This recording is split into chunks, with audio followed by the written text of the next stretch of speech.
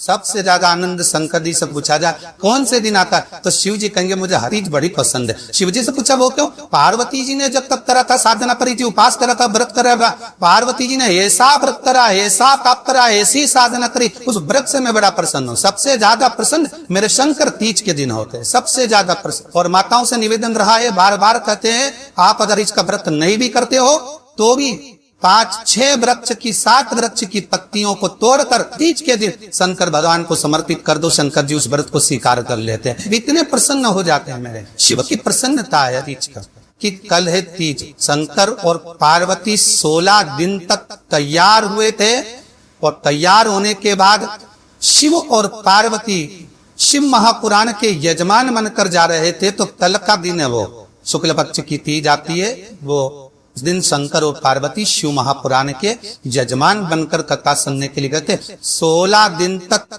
पार्वती और शंकर का श्रृंगार होता है। उसमें से आज का दिन सिंधारा दूज का होता है। क्यों सिंधारा दूज कहते हैं? सिंधारा दूज का मतलब क्या है? क्यों हिंदू धर्म में सिंधारा दूज मनाई जाती है? आज पूरे भारत की भूमि पर कई माताएं हाथ में मेहंदियां लगाती है, चूड़ियां पहनती है, सुंदर चुनरी पहनती है, माँ ब्रह्मचारिणी का पूजन करती है, माता का आराधना करती है। सिंधारा दूज का मतलब ये होता है कि चंचुला देवी जब 14 दिन तक शंकर और पार्वती अपने गुफा में से बाहर नहीं निकले शिव महापुराण के यजमान बनने के लिए, तब माता चंचुला देवी ने हाथ जोड़कर माँ जगदनी जगदम्बा को सुंदर वस्त्र, सुंदर चूड़ियां, सुंदर आभूषण माता के चरणों में ले जाकर समर्पित करे थे और कहा माँ इन चूड़ियों को जो मैं दे रही हूँ, ये लाल चूड़ी, ये लाल श्रृंगार, ये लाल वस्त्र, जो लाल चूनर यूं मैं प्रणाम कर रही हूँ, माँ बस ऐसी कृपा कर दे कि तू इन चूनर को धारण करे और मेरा भी सौभाग्य, मेरा भी सुहाग अमर कर दे, बस इतनी कृपा मेरे ऊपर कर दे। वो सिंधारा दूज का महत्व है। आज भारत की भूमि की सभी माताओं को सिंधारा दूज का बहुत बहुत बधाई। माता पार्वती, गणगौर महारानी, ब्रह्मचारिणी महारानी, माँ जगत जननी आपके सुहाग को अखंड सौभाग्यवती बनाए, यही भगवान से प्रार्थना। जैसे चंचुला देवी ने माता पार्वती से निवेदन करा था, आप भी एक भाव से निवेदन कर। आप अगर ऐसा महसूस होता है कि किसी ने आपकी दुकान पर बंधन कर दिया, आपका व्यापार बंद किया, 4 दिन दुकान अच्छी चल रही है और 4 दिन बंद हो रही है, तो महाराज तो निवेदन करूंगा मैं आपको ऐसा लगता है कि आपका व्यापार 4 दिन अच्छा चल रहा है, फिर गिर रहा है, फिर चल रहा है, फिर नीचे आ रहे हैं, आपको ऐसा लगे या किसी की तबीयत थोड़े दिन अच्छी हो रही है, फिर गिर रहा है, फिर अच्छी हो रही है, फिर बेकार हो रही है, फिर अच्छी हो रही है, फिर बेकार हो रही, दवाई खा रहे हो नहीं लग रही, तो आप तो प्रयास कर रहा है थोड़ी सी काली तिल्ली लेना महाराज जी, उसमें एक बमूल का कांटा लेना, काली तिल बमूल का कांटा और किसी भी वृक्ष की 5 पत्तियां लेना। मैं उसको लेता अपने दुकान में व्यापार में, ये जिसको औषधि ना लग रही हो, जिसका स्वास्थ्य गड़बड़ हो रहा हमारा, उसका स्पर्श कराकर या 21 बार उस पर से उतार है, और उतार में क्या नाम लेकर है? अवधूतेश्वर महादेव। कौन सा महादेव? जम के बोल रहे अवधूतेश्वर महादेव। आप शास्त्र कहता है कि अवधूतेश्वर महादेव का जो रूप है वो रोग का निवारण करने के लिए, व्यापार की वृद्धि को आगे बढ़ा रही। तो अगर मान लो उधर प्रॉब्लम चल रही है, व्यापार में दिक्कत आ रही है, व्यवसाय में तकलीफ आ रही है, या किसी न किसी रूप में कोई ना कोई कष्ट आपको लग रहा है, तो अवधूतेश्वर महादेव का नाम लेकर काली तिल्ली वृक्ष की पत्ती और इन बमूल का कांटा लेते और आप दुकान में से उतार लो, चाहे शरीर पर से उतार लो, उसको ले जाकर किसी भी चौराहे पर उसको पटक दीजिए। चोर रास्ते पर नहीं डाल सकते तो बहते हुए पानी में डाल दीजिए, बहता हुआ पानी ना मिले तो पीपल के वृक्ष के नीचे डाल दीजिए। किसी व्यक्ति ने मानो बड़े कोई भूमि पर कब्जा करना वो नहीं छोड़, तो उसके लिए भी कल का दिन बड़ा महत्वपूर्ण है, उसके लिए भी कल का दिवस बड़ा महत्वपूर्ण।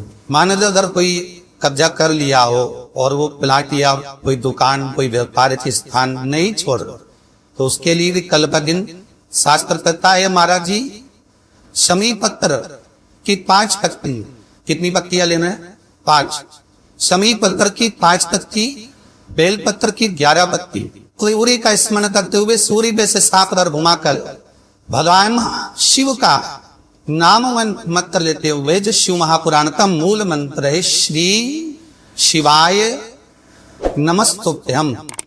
शिव महापुराण के मूल मंत्र का स्मरण कर सूर्य पर से घुमाकर शंकर भगवान के शिवलिंग पर जो समर्पित कर देता है और चरी हुई एक बेलपत्र शमी पत्र उस स्थान पर डाल देता है जो कब्जा नहीं छोड़ रहा, महाराज 6 महीने के अंदर वो कब्जा छोड़कर भागता नजर कर जाएगा। घोड़ा भी है और थोड़ी भी मात्रा का अगर कर्जा है तो उस कर्जे को चुकाने का प्रयास, और अगर नहीं चुक रहा तब कल तो 1 नोगला पानी कलश मारा उसमें जल भर लीजिए और जल भरकर उसमें 7 दाने चने की दाल डाल लीजिए। 7 दाने चने की दाल को डालकर उसमें थोड़ा सा फूंको रौली थोड़ी सी इसमें डालिए। 3 शमी पत्र 1 बेल पत्र वो सब जल के अंदर डालिए और डालकर सूर्य नारायण भगवान को दर्शन करते समय जल छोड़ते समय उत्तर की ओर आपकी दृष्टि जब उत्तर का जो भाग हो उस ओर जल का भाग थोड़ा सा छोड़े। आखिरी का बचा हुआ जब जल और बेलपत्र शमी पत्र है एक साथ जब छोड़े तो जितना अपने मन में भाव हो कि हमारा इतना कर्जा है बाबा वो चूक जाए, या कोई पैसे नहीं दे रहा है उसका भी स्मरण कर सकते कि हमारा इतना उपके लेना, और वो जल शमी पत्र बेलपत्र उसी समय पर नीचे डाल लें। उसका चीथा थोड़ा सा अपने ऊपर लेकर प्रवेश कर ज्यादा से ज्यादा 5 महीने 6 महीने कहीं ना कहीं बाबा ऐसी कृपा कर देता है, कोई सहयोग कोई धन कोई संपदा कोई व्यापार ऐसा बना देता है कि पैसा हाथ में आता है और कर्जा चूक जाता है। ये बाबा ये, और एक बात तो याद रखना हमें कि इसी से लेकर नहीं देना है सर, भगवान से ये निवेदन करना है अब को कि बाबा हमको ऐसा देता है दे, ऐसा धन हमारा खुद का दे जिससे हम अपने पैसे से कर्जा चुका। एक बात को ध्यान से सुनिएगा, विवाह हो शादी संतान प्राप्ति विवाह के बाद में विवाद या किसी नए कार्य के लिए आगे बढ़ रहे हैं और उसमें अड़चन आ रही है तो एक बार किसी ज्योतिष आचार्य के पास जाकर पूछना, वो बता देगा या तो मंगल या शनि कुछ ना कुछ कोई ना कोई पूर्व ग्रह का तकलीफ दे रहा होगा। ज्योतिष आचार्य के पास जाएंगे वो कहे जितने भी ग्रह हैं चाहे राहु हो केतु हो मंगल हो शनि हो बुध हो भूम हो सूर्य हो, ये सारे जो ग्रह हैं ये शंकर भगवान के शिवलिंग के पास में विराजमान है।